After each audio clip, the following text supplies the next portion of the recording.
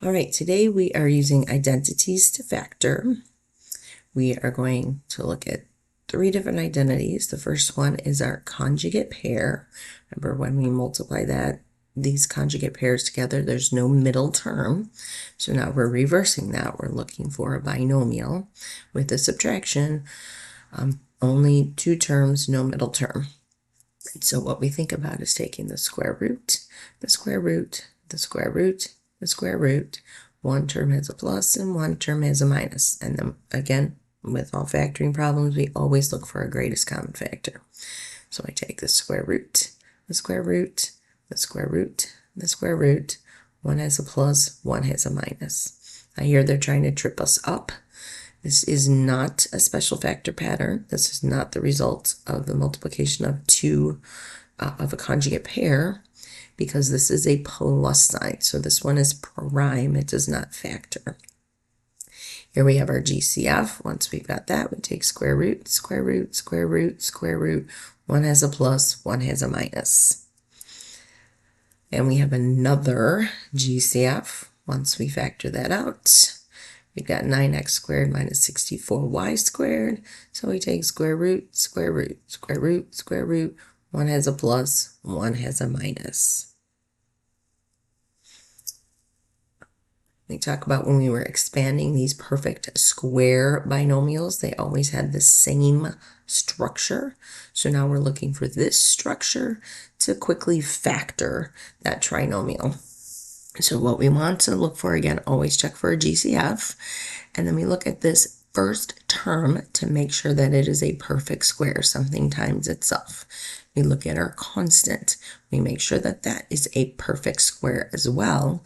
And one more thing we have to check is that this middle term is exactly a times b times 2.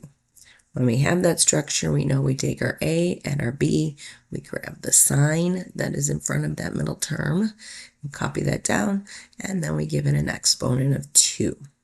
Here our a is 3x, our b is 5, our middle term is exactly 3x times 5 times 2. We take our a, we take our b, we take our subtraction, and then we square it. Here we take out our GCF first. We see that a is 5x, b is 4. So we have 5x minus 4, quantity squared, bring down that GCF. Here we take out our greatest common factor. We're left with a squared and a b squared and a 2ab. We have the correct structure for a plus b quantity squared.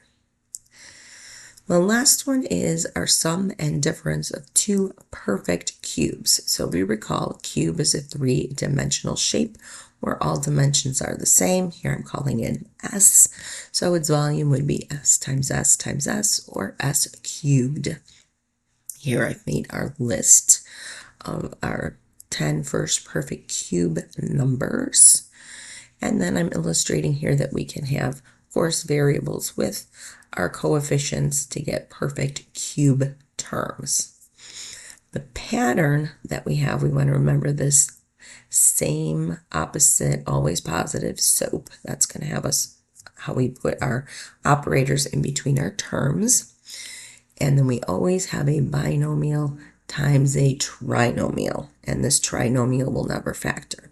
So if you notice, you take one of the A's, one of the B's, match the same operator here. So plus and plus, or minus and minus. Then we fill in the leftovers in the trinomial, and then we multiply these two together to get that middle term, and then that's the opposite operator or opposite sign. Okay, I have them at the top of the page here to help us remember the structure.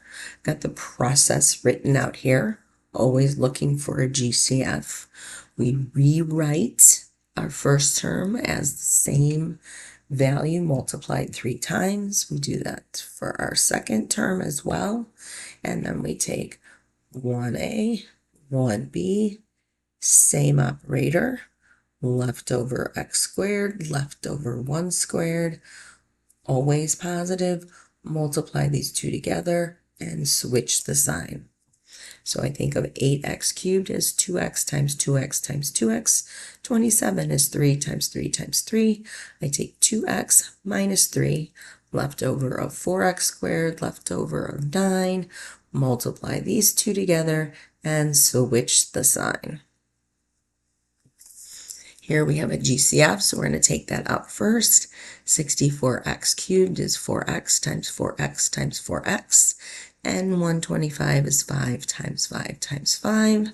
So we'd have 2 times a plus b, same operator, left over of 16x squared and 25. We multiply 4x times 5, and we put the opposite operator or opposite sign. I have some here for you to try, so you probably want to pause the video, do these on your note sheet, and then check to make sure they're correct. If you're struggling with any one of these identities, please sign up for Compass. Take a few minutes to evaluate yourself with respect to our learning targets for today.